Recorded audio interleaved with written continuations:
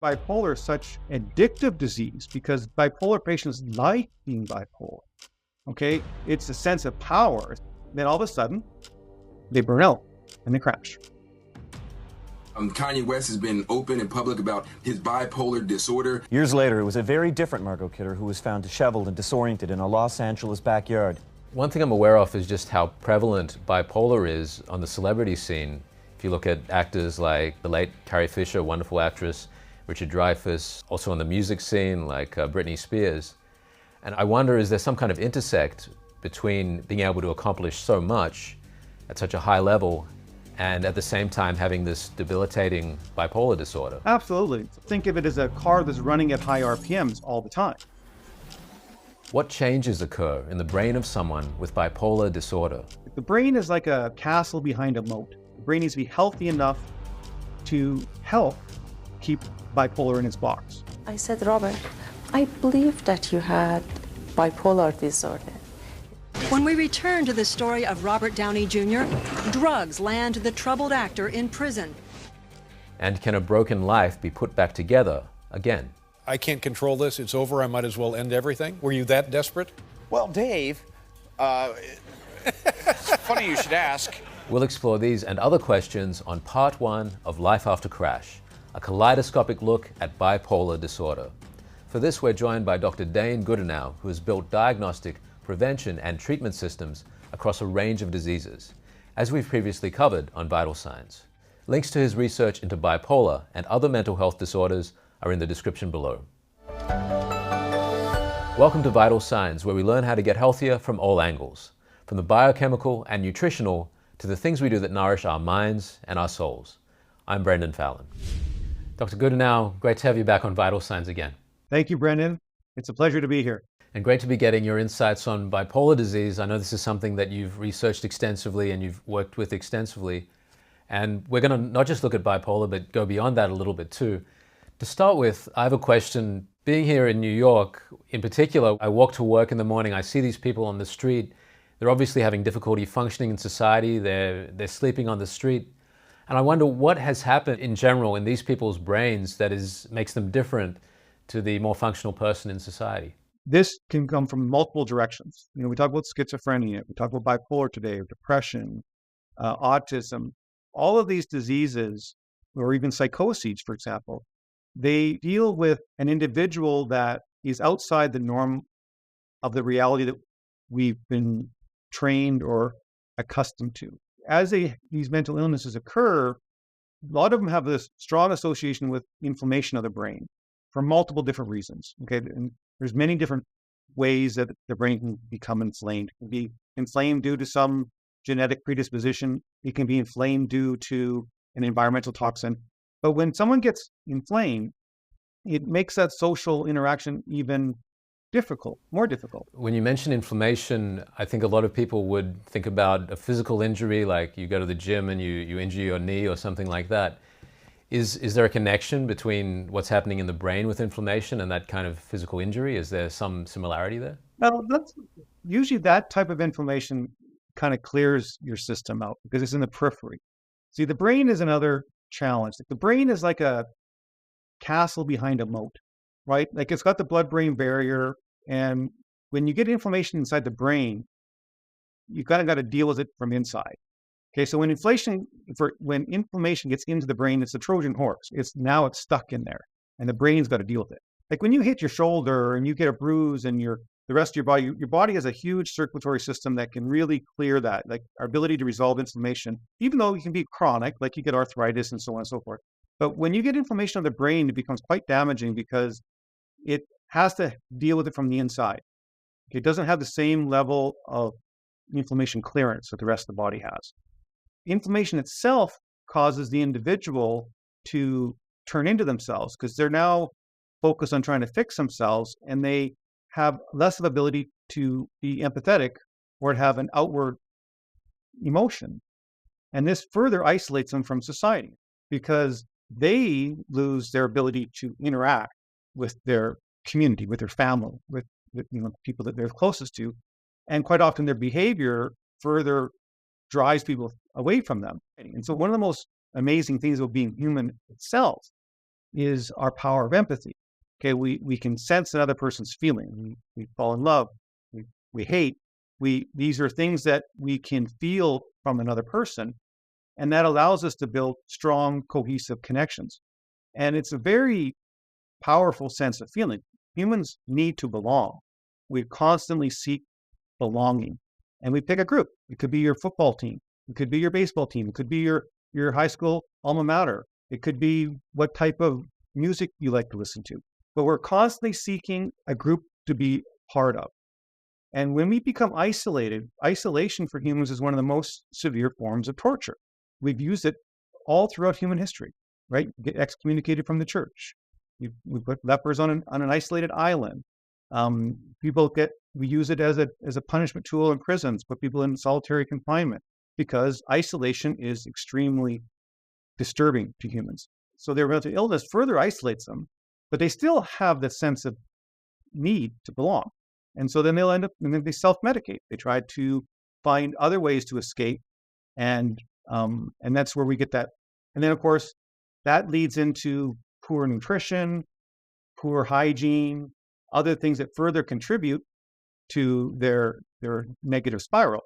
And then you end up with these individuals that are on the street, and they really have no place to go, and that's a tragedy. It sounds like a really vicious cycle where these people, they have this initial inflammation in the brain, and that positions them to be socially rejected, which leads to isolation, and that further disturbs the already bad situation with their brain chemistry.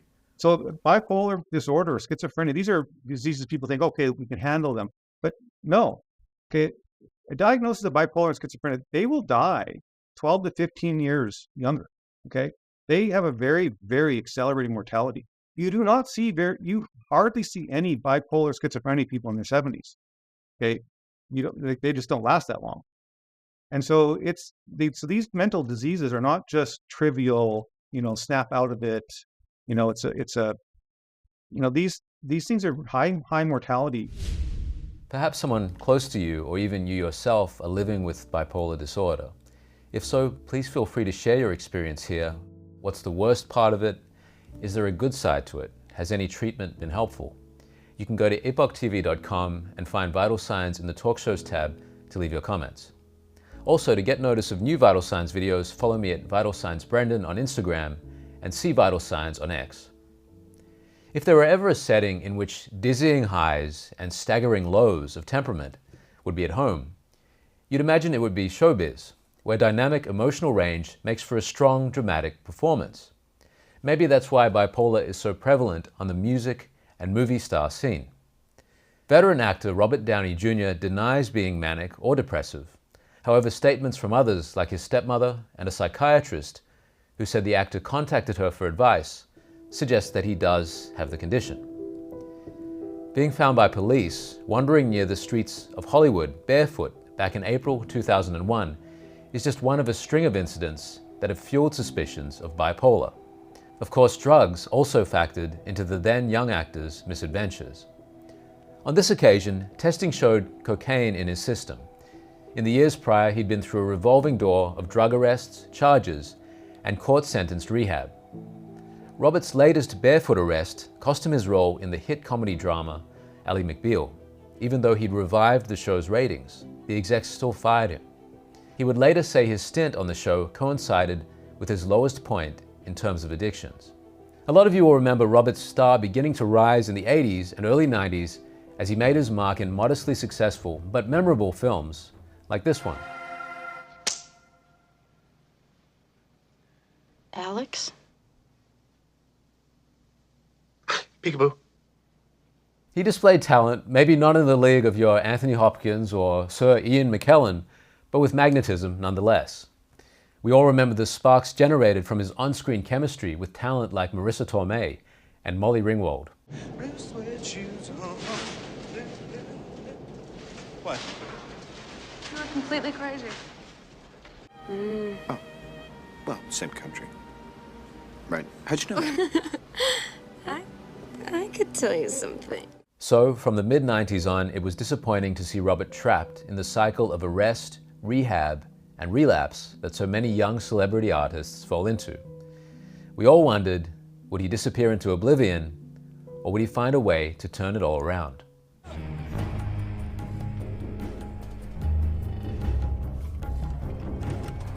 In a short while, we'll look at where Robert Downey Jr. is at now, and what brought him there.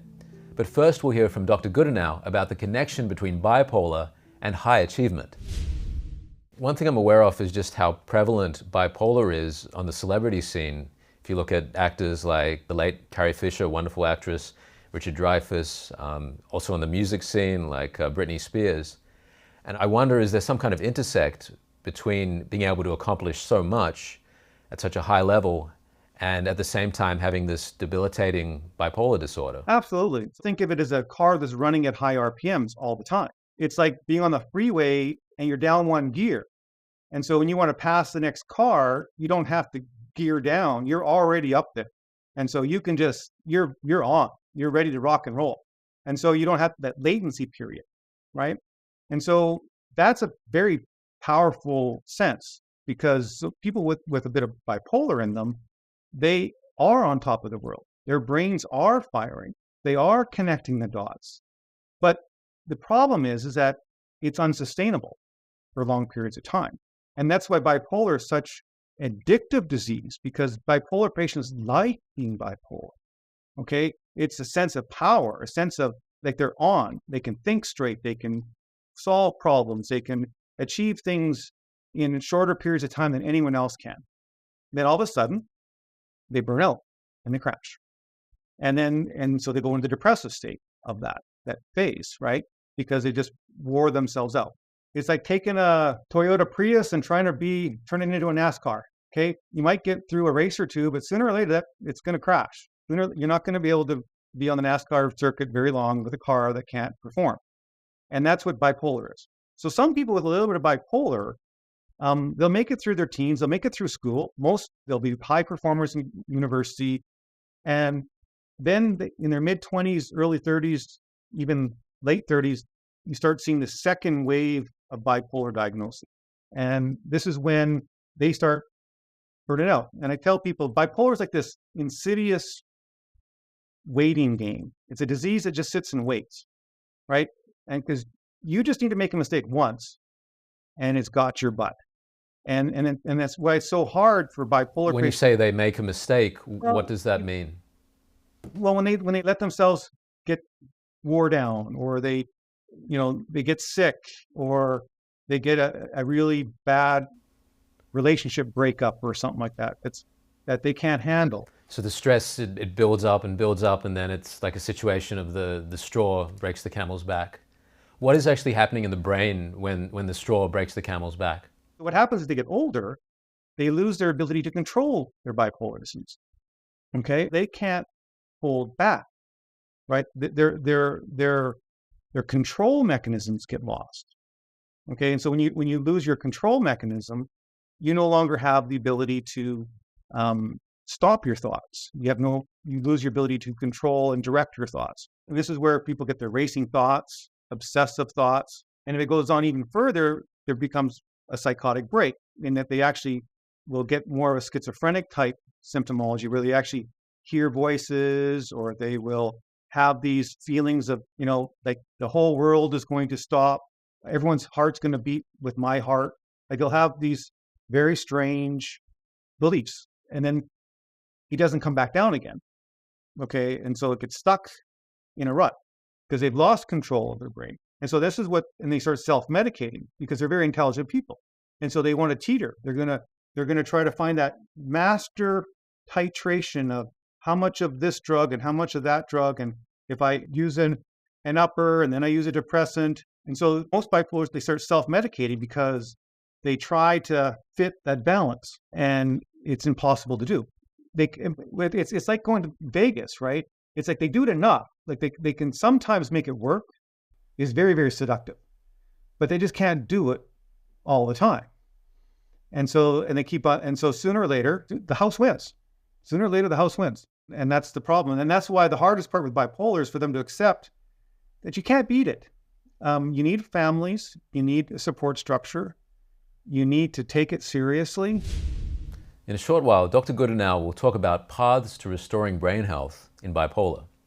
But first, here's a look at my talk with celebrity psychiatrist Dr. Daniel Amen on whether marijuana poses more of a danger or a benefit to health. If I was an evil ruler and I wanted to create more mental illness, I'd have the policy we have now with marijuana. The idea in society now is it's innocuous. That's a lie. To watch that video, just click on the link in the description below.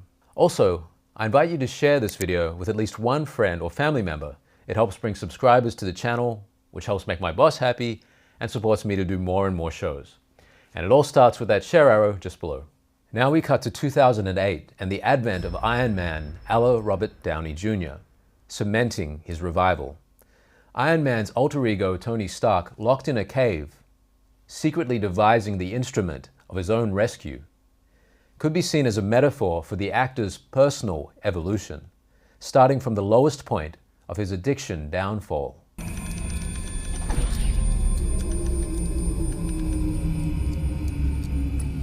The question is, what happened when Robert was in his cave that ignited his revival? What was his thought process at that time? He dropped some clues about that to David Letterman in a 2003 interview. I think ultimately it's somewhat of a moral dilemma, even though a lot of programs and approaches say, no, don't say that. It's just, I'm certain there's a spiritual aspect to it, but I think largely it's kind of like you have a reasonable amount of control about what you do, what you put in your mouth with your hands, you know. And of course, the actor's trademark ironic sense of humor has played its own role in sustaining him. Surprised to admit that when I was, locked down in a California correctional facility, I said, wow, this is really not panning out for me. Yeah. And in an interview with the National Post, Robert alludes to a deeper shift in mindset that's taken place. He contrasts his darker times with his life now of clarity, having no blind spots, and being finally able to focus on the situation at hand. Perhaps focus is the key word there. 30 years back, Robert had the raw talent, but perhaps saw self-medicating as the only way to moderate his bipolar symptoms, enough to be able to perform. That's assuming he has bipolar, of course. With time, the disturbance caused by the drugs overtook any benefit they were offering. The cure, so to speak, became worse than the disease. Robert crashed, hit rock bottom, which can have a funny way of realigning your perspective, particularly on yourself, to reality. Perhaps the right concoction of bipolar medications helped, perhaps not. Either way, his resolve to get clean from cocaine, methamphetamine, and other drugs demands unending discipline. Maybe that discipline is what Robert was building in his cave. Now having the mental focus to negotiate life without drugs, and that combined with his raw talent, and maybe a little bipolar energy thrown into the mix, lead to him erupting on the screen with all the impact, depth, and command of a consummate dramatic artist. Oh, the atomic bomb. He wanted to be the man who moved the earth. He talks about putting the nuclear genie back in the bottle. Well, I'm here to tell you that I know. So we spent the first part here talking about all the bad things, okay, how bad it is, and how it sucks to have bipolar disease, if you will. But the thing is that it was controllable for most people for certain periods for years.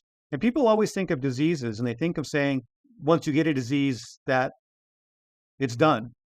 But these people, like you mentioned, Britney Spears or, Robert Downey Jr., I think, these people, they clearly function for several years with the bipolar disease, right? And then their ability to function and control and manage has been lost. And so the question that what frustrates me when we deal with these in the community is that clearly the human system in that individual was able to manage and keep bipolar in its box and function at a high level. So clearly there's something inherently in those people that works. So how do we find out why and how it worked in the first place? And so this is where the nutrition comes in, and this is where restoring normal, and this is where the concept of, rather than fighting the disease, rather than taking an antagonistic approach, how do I block this receptor? How do I block this negative symptom? How do I suppress this person, okay, pharmacologically into submission? which is what they hate because they feel they get, the foggy brain and all this stuff. The chemical straitjacket. Right. Okay. And, to a certain degree, that's, if necessary, we have to do that. So it's very rare that bipolar schizophrenia won't need certain amounts of medication for their life, but you want to minimize it and allow them to be in control of it. And then also you want to reduce the negative consequences of it so that they can safely have the medication that they need without having a negative consequence. But fundamentally, the brain needs to be healthy enough to help keep bipolar in its box. But the other part is, how do we strengthen the endogenous inherent capability of that individual? What is it that they lost? Okay, what kind of control mechanisms that they had have gone away? And furthermore, if we know what those are, can we get them even better than they were before? Put them even more controlled? Why don't we further strengthen those inherent control systems in those individuals? It sounds almost like a kind of rivalry there between the medications which are needed for control but also keeping the brain healthy, which I imagine is where the nutrients you've spoken about come in. And it's surprising to hear about, when you think about bipolar, schizophrenia, these acute mental conditions, that something like a nutrient could be effective in helping someone to get healthy and also gain control. And I'm sure it would be very welcome for people with these conditions if they could control them with nutrients that have less of a devastating side effect. We'll explore targeted nutrition and other potent factors for restoring brain health in Life After Crash, a kaleidoscopic view of bipolar, Part 2. Let's take a quick look. How do we strengthen the endogenous inherent capability of that individual? What is it that they lost? And that's why some people get through this process and they say, this is what a normal person must feel like. I used to think I felt normal, but I never actually ever experienced normal. You'll find the link to Part 2 in the description below once published. As well, you'll find the link to Is Marijuana Safe?, which also looks at caffeine, alcohol, food additives, and other substances we might put into our bodies without too much thought. It's been great to be with you. I'm Brendan Fallon, and this is Vital Signs.